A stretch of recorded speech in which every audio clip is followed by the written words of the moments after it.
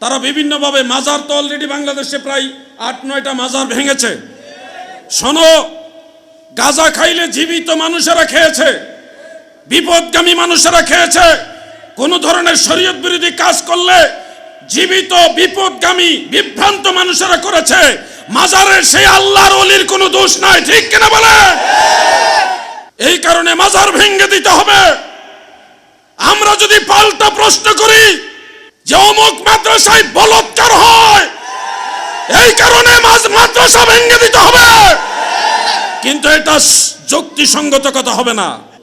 অতএব আমার কথাগুলি আক্রমণাত্মক নয়, আমি বুঝানোর জন্য এইভাবে কথাটা বলেছি।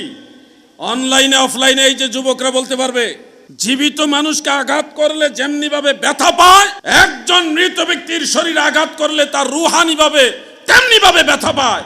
যারা দুনিয়ার বিপদগামী বিভ্রান্ত মানুষদের কারণে মাজারস্থ বা কবরস্থ সেই আল্লাহর ওলির গায়ে আঘাত করেছেন, তার কবরে আঘাত করেছেন, মনে রাখবেন এটার কারণে মহান আল্লাহ তাআলা আপনাদের জন্য জাহান্নামের আযাব রেডি রেখেছে।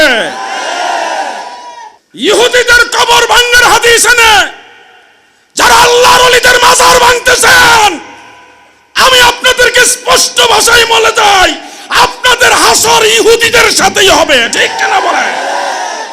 কোন জায়গার হাদিস কোন জায়গায় নিয়ে লাগাইছে? চাচার কবর এক জায়গায়, চাচি কান্দে আরেক জায়গায়।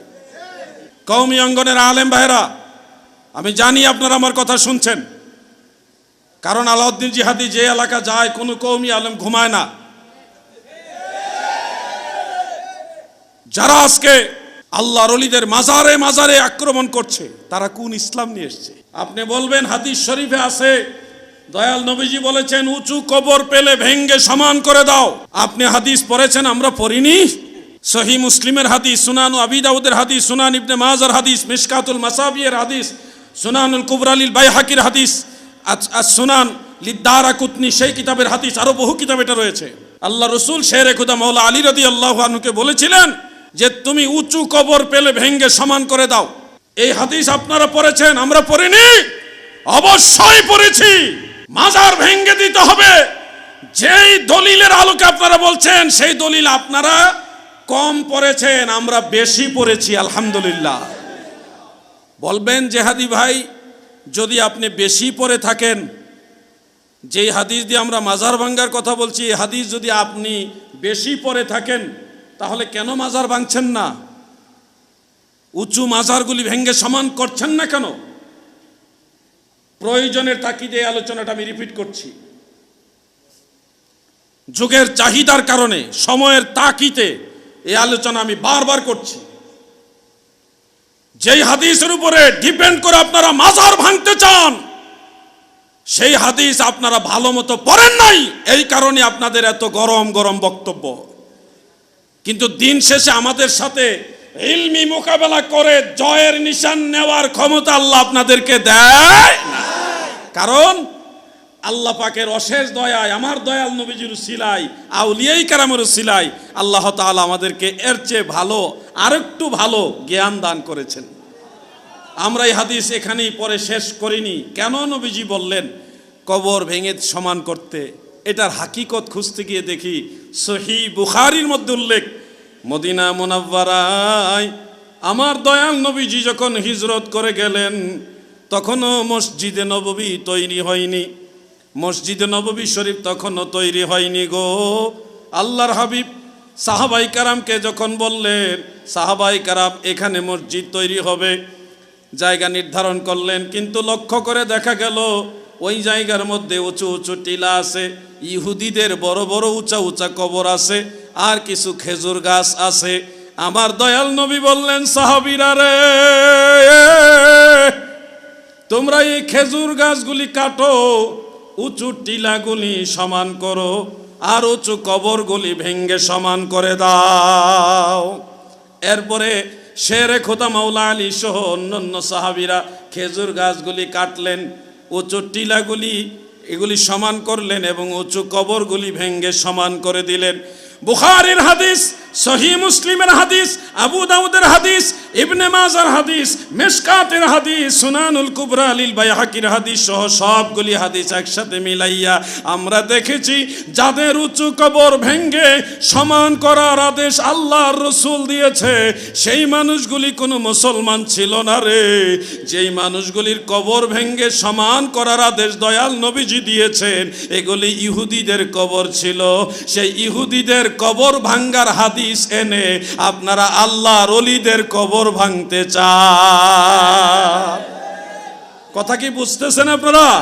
এবার আমি প্রশ্ন করি, আপনারা বলুন, আল্লাহ রসুল যাদের কবর ভেঙ্গে সমান করতে বলেছেন এই কবরগুলি কাদের? সবাই বলেন কাদের? তাহলে ইহুদিদের কবর ভাঙ্গার হাদিস, ইহুদিদের কবর ভাঙ্গার হাদিস এনে যারা আল্লাহর ওলিদের মাজার ভাঙতেছেন, আমি আপনাদেরকে স্পষ্ট ভাষায় বলে যাই, আপনাদের হাসর ইহুদিদের সাথেই হবে। ঠিক কিনা বলে? কোন জায়গার হাদিস কোন জায়গায় নিয়ে লাগাইছে? চাচার কবর এক জায়গায়, চাচি কান্দে আরেক জায়গায়। আমরা মাজার ভাঙবো কিভাবে? আমার দয়াল নবী নিজেই তো সাহাবাই কেরামের মাজার উঁচু করে দিয়েছেন।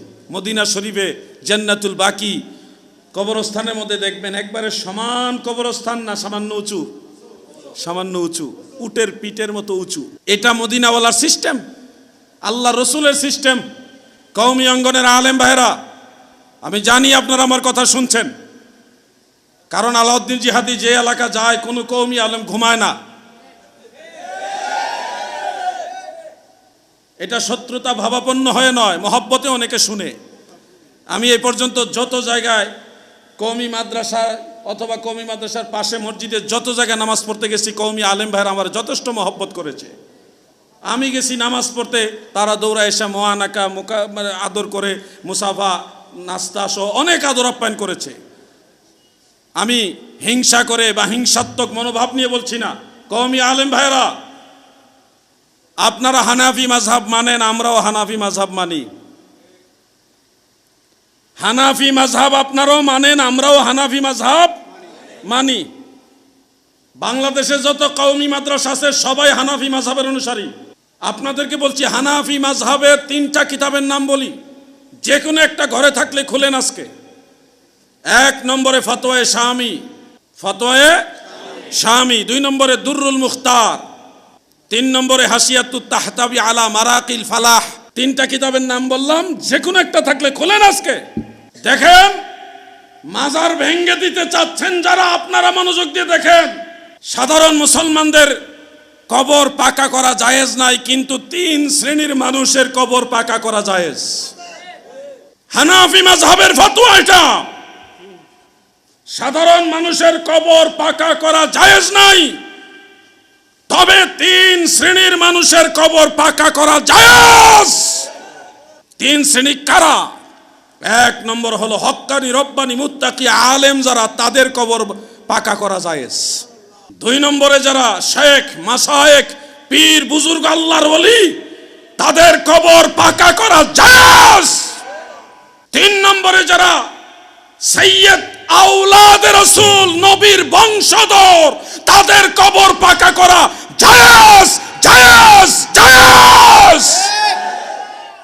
আলাউদ্দিন জিহাদি গায়ের জোরে কথা বলে না, কিতাব খোলো। ইজা কানাতিল মাইয়িতু, যখন মৃত ব্যক্তি হবে কি হবে? সাদাত, সৈয়দ হবে, আওলাদে রাসূল হবে, ওয়াল উলামা, আলেম হবে, ওয়াল মাশাইখ, এবং মাশায়েখ হবে, তাদের কবর পাকা মাকরু নয়, নাজায়েজ নয়। ওহুয়াল মুখতার, এটা হানাফি মাযহাবে গ্রহণযোগ্য ফতোয়া। হানাফি মাযহাব অনুযায়ী আল্লাহর ওলিদের কবর পাকা করা জায়েজ। বলবেন হানাফি মাযহাব বললেই হবে না, কোরআন হাদিসে কি বলছে? কোরআন হাদিস গবেষণা করেই হানাফি মাযহাবের ইমামরা রায় দিয়েছে। আপনি এক হাদিস পড়েছেন কবর পাকা করবে না, কিন্তু আপনি আরো হাদিস জানেন না। রসুল করিম সাল্লাল্লাহু আলাইহি ওয়াসাল্লাম স্বীয় পুত্র হযরতে ইব্রাহিম রাদিয়াল্লাহু আনহুর কবর শরীফকে ময়দানের কাকর দিয়ে উঁচু করেছেন, তৎকালীন সিস্টেমে পাকা করেছেন। হযরতে সাদ ইবনে আবি ওয়াক্কাস রাদিয়াল্লাহু আনহু তিনি বলেছেন, ইজআলু আলা কাবরি লাবানুল কাসিব, লাবানুল কাসিব, তোমরা আমার কবরের উপরে কাঁচা ইট স্থাপন করো, মানে ইট দিয়ে আমার কবর পাকা করবে, এটা আদেশ দিয়ে গেছেন উনি। সাহাবাই কারাম কবর পাকা করার, মাজার পাকা করার আদেশ দিয়েছেন। অনেকগুলো হাদিস আছে এই ব্যাপারে। এই জন্যে দুই ধরনের হাদিসকে সমন্বয় করে ফুকাহায়ে আহনাফ আমাদেরকে মাসআলা দিয়ে গেছেন, সাধারণ মুসলমান মারা গেলে তাদের কবর পাকা করা যাবে না। কিন্তু ওই তিন শ্রেণীর মানুষ, হক্কানি, রব্বানি, মুত্তাকি, আলেম অথবা আল্লাহর ওলি, পীর, বুজুর্গ অথবা আউলাদে রসুল যারা সাইয়্যেদ নবীর বংশধর, এই তিন শ্রেণীর মানুষ মারা গেলে তাদের কবর পাকা করা জায়েজ। এই মাসআলা আমি বলে গেলাম।